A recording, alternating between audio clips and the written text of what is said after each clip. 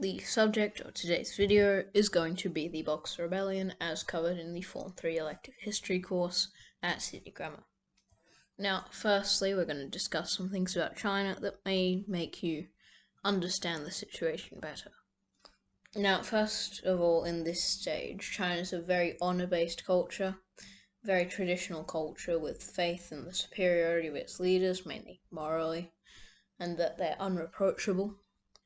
Foreigners were seen by many as corrupting and disrupting the feng shui, which was sort of the natural balance, and they had heretical beliefs and practices such as the Christians mainly, who were allowed to parade around after the Second Opium War and preach and convert, and they got special rights, which we'll explain later. Also, foreigners were seen as ruining and exploiting China, and they were also considered barbarians. Now, first of all, I'm going to discuss the Opium Wars because they are an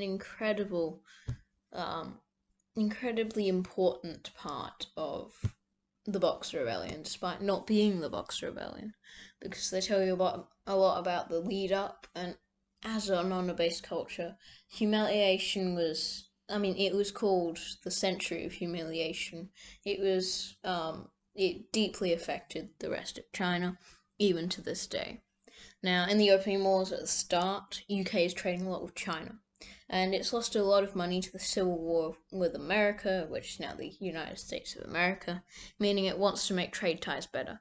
And since it's trading a lot with China, and it's making a huge loss because it's spending so much on tea, China, and silk, a lot of money is being sent China's way in trade deals that are stacked towards China's way because they are very rich in natural resources.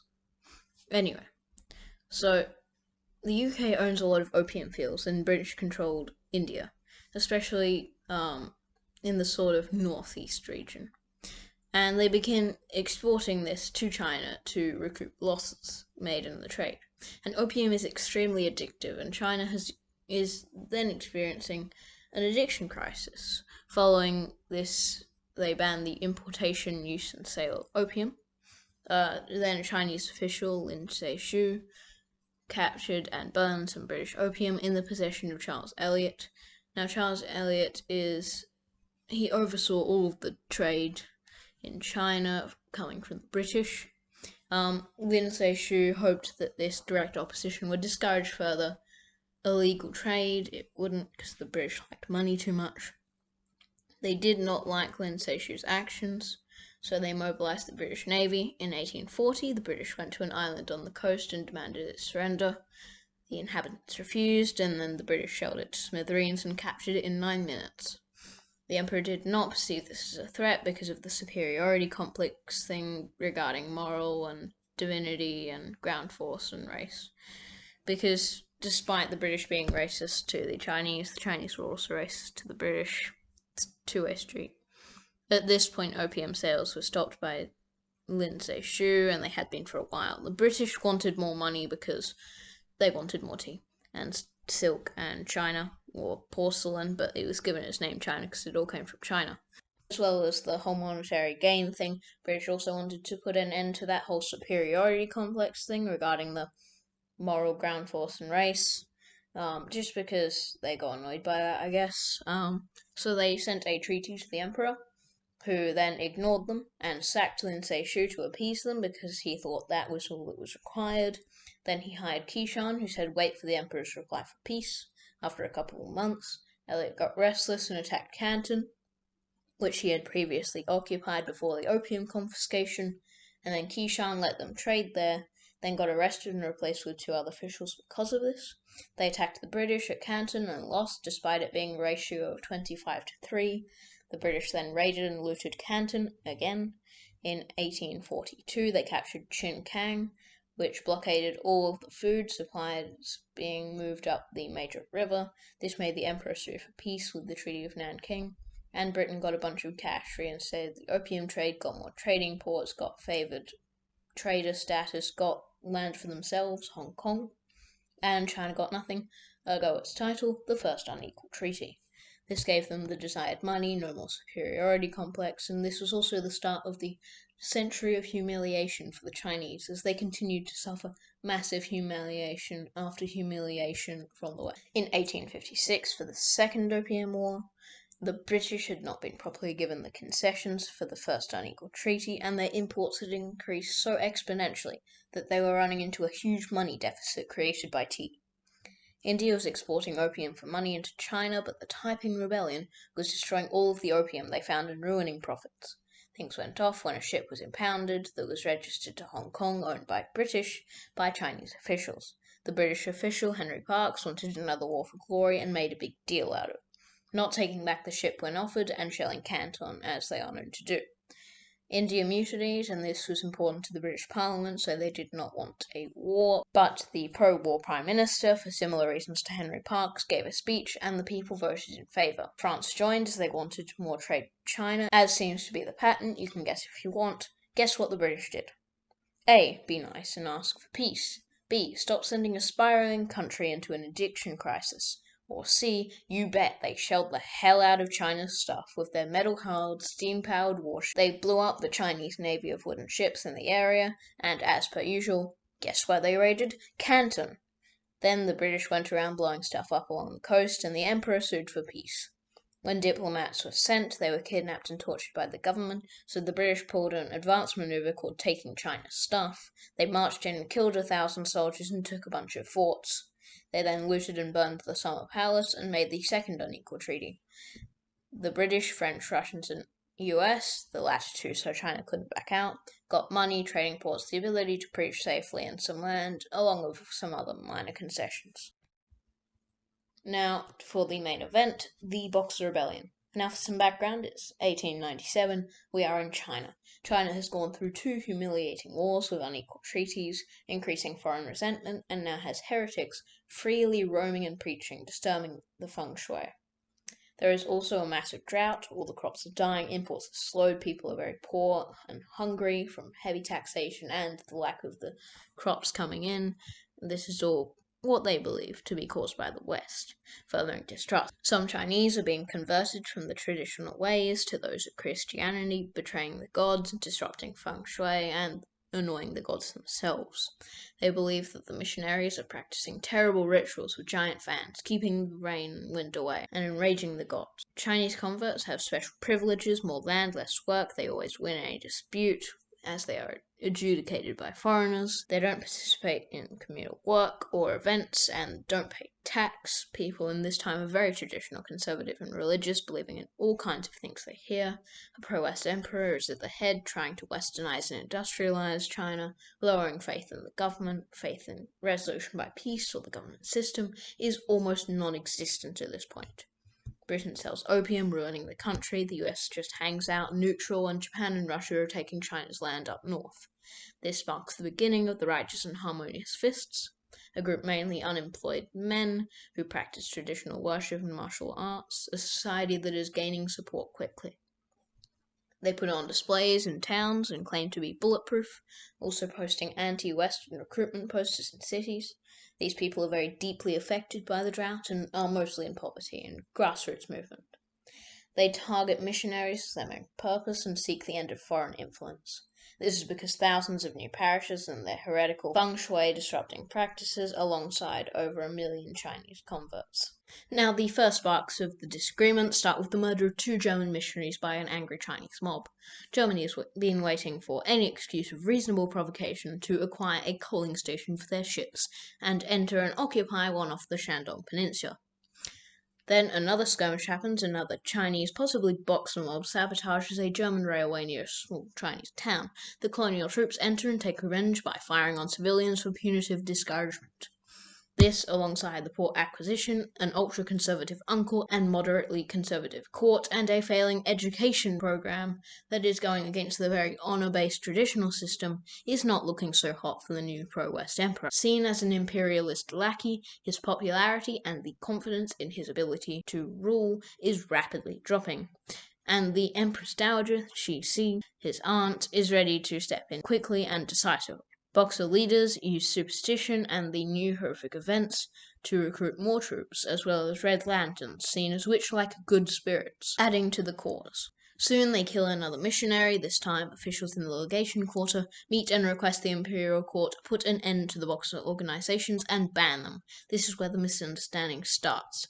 The imperial court believes that the West is trying to seize control of their Western emperor and decide to puppet government it so that Shi makes the decision. Now, they still believe that this is some way to seize control over China, so they distrustfully refuse and say that only some Boxers are to blame, but imperial troops are dispatched to catch the missionaries' murderers to keep the peace.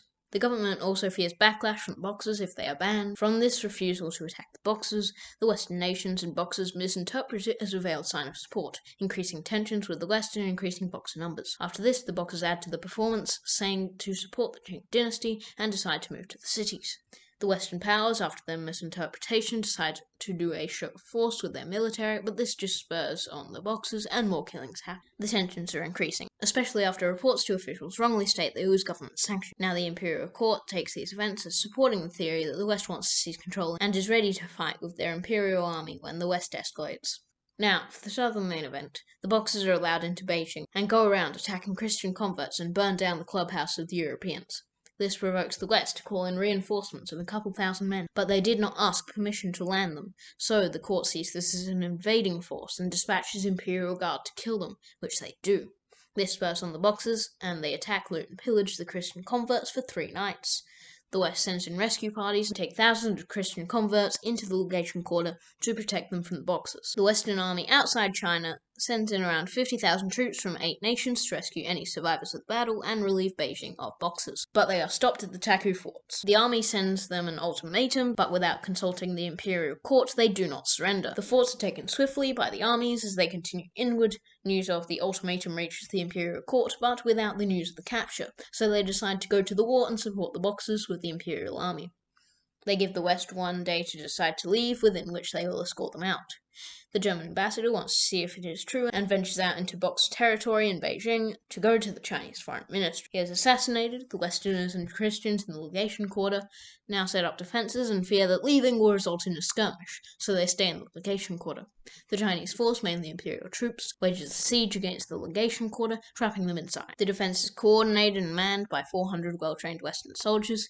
For food, they have about 6 weeks, mainly of horse meat, which most are appalled by, but the French are fine. They are heavily outnumbered with very few bullets. They also take heavy casualties, 80 in the first couple of days.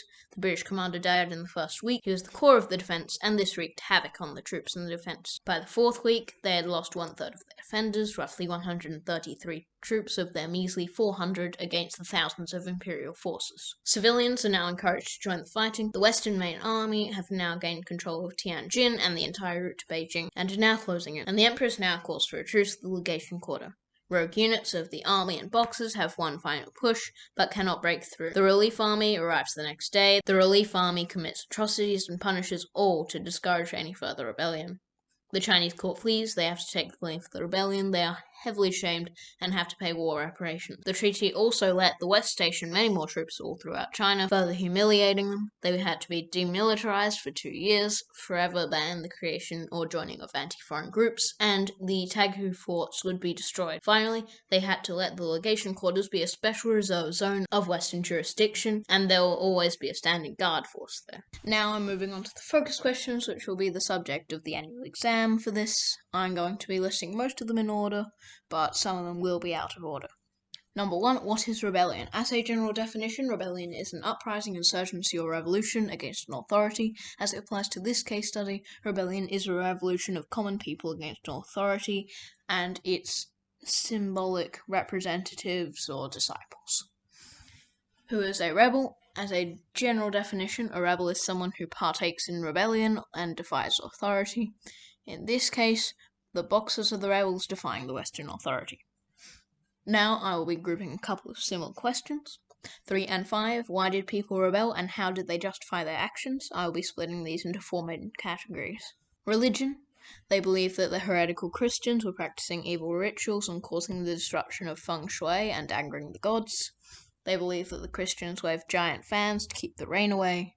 They believed that Christian gods were angry at the Christian faith taking over many Chinese, being allowed to spread in their land, disrupting tradition, and lessening the attention they received. Christian Western beliefs conflicted with traditional beliefs. Propaganda was used with religious names stating anger and that the gods would not give rain until the end of the Christians. Displays were shown to the people showing that they were spirits of the gods and that they had divine intervention and that they were bulletproof. Western control and power over China broke the sanctity of the emperor's royal mandate from heaven to rule. Now to move on to political. Now, first we have the German retaliatory seizure of the coaling station after their missionaries were killed. Then they had the German attacks on civilian targets for punitive discouragement after the sabotage of the railway. Then we have the execution of the boxer parading in front of the embassy. I didn't touch on this, but the boxer had his sword drawn in front of the German embassy, so the German ambassador killed him. Heretics allowed to freely roam and preach in China. 2 humiliating wars and their resulting unequal treaties. A Western emperor trying to westernize China, e.g. the reform program, also failing. Cixi was losing power without the religious aspect. The naval show of force by the West. Cixi did not ban the Boxers, seen as support. Cixi eventually backs the Boxers and reinforces with Imperial Guard. Western relief force misinterpreted as an invasion force. Now to move on to social. Christians were given special privileges and won most disputes. Christians did not contribute to community projects or infrastructure. Christians did not partake in traditional practices or festivals. People very religious believed in the anger of the gods. People only traditionally educated and were susceptible to propaganda. Many were completely idle and able to seek glory. Very traditional culture did not appreciate the Western change and corruption. Opium addiction crisis caused by the West, specifically Britain, for monetary gain. Humiliation of the Chinese people by the West, and the belief in the moral superiority of their leaders and the unreproachability of backing the Boxers because their leaders were the best, apparently. Now to move on to economic. Many are out of work from the drought and no harvest. Many are starving from the lack of harvest. Most of the working class are extremely poor. There is heavy taxation from the Western powers. If they joined and succeeded, it was promised that the rain would return to them. Westerns and Christians are generally richer at this time, and the opportunity for acquisition of wealth via the looting and pillaging. Now we are going to move on to question 6. How do they use the media? So first of all, we're going to go into the propaganda section, which is just all about their propaganda. Anyway, so in their propaganda, they'd insult the Christian Lord with its similarity to the word hog. Mostly anti-Christian stuff, saying, they do all these rituals, they promise rain if successful, they incentivize recruitment with posters, they send messages from the gods to join the cause, dissatisfaction with the feng shui and state of worship, and that the Westerners are bad, all this stuff the posters say, pretending to be gods, all that stuff.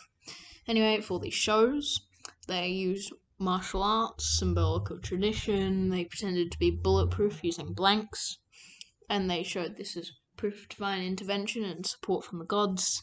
They had the red lanterns, which were witch-like people to inspire hope. They pretended to be witch-like people. And they also practiced rituals to the gods, traditional worship, all of that stuff. Anyway, for other stuff, they targeted grassroots people who were religious and not very well educated. They threatened if they didn't join or spread the message. They were made by posters were made by the Boxers to encourage joining, and eventually they incorporated imperial support and broadcast this to the rest of China. Now we're going to move on to question 8, which is how do rebels operate? Well, first of all, they went around recruiting with posters and shows. They used martial arts and ritual practices to follow the traditional way. They attacked and pillaged Christians and their parishes. They amassed a large military force. They mobilized to attack Western infrastructure like the railways and clubhouses. They fortified forts to prevent invasion. They helped Imperial Guard and besieged the legation quarter. They built temples for worship and martial arts practice, and they killed and burned Christian converts and their staff. Anyway, on to question 4. How has rebellion been combated? One of the longest, more detailed ones. The Westerners held out in the Legation Quarter. They sent troops to take and besiege forts. They did punitive expeditions to discourage further rebellion. They banned any anti-Western organizations joining or creation. Part of the treaty was that they would be allowed a guard force in all Western associated areas and expand the regional police. They demilitarized China by dissolution of some of the army, a ban on importation or creation of weapons or munitions by China. They humiliated China by the combat and subsequent victory over China and the treaties and all that. They executed all of the involved members. They removed important traditional leaders and their power. They took ports for trading like Hong Kong and Manchuria. I mean, that's not a port, but they took land as well. They had a ton of unequal treaties, as sort of mentioned before. They looted and pillaged everyone, made them very poor. Heavy taxation made them poor. Extended regional police. This was on the imperial side as well as just the western side. They disproved the bulletproof claims with, shooting them. The coalition of western forces and the subsequent march through China. The capture and destruction of important military installations like the Taku forts. Yes, they actually destroyed the Taku forts or whatever, as part of the treaty, and also the Queen turned against the Boxers in favour of peace. Now, the portrayal of Boxers, question number 7. This one is not the best question in my opinion. Anyway, the Boxers have been portrayed as angry peasants, saviours of China, traditional feng shui restoring Chinese soldiers, political bargaining chips, savages, criminals, bulletproof, and also not very bulletproof. Anyway, that is all I'm going to discuss in this video. I hope you found it useful as a learning resource, and feel free to watch again.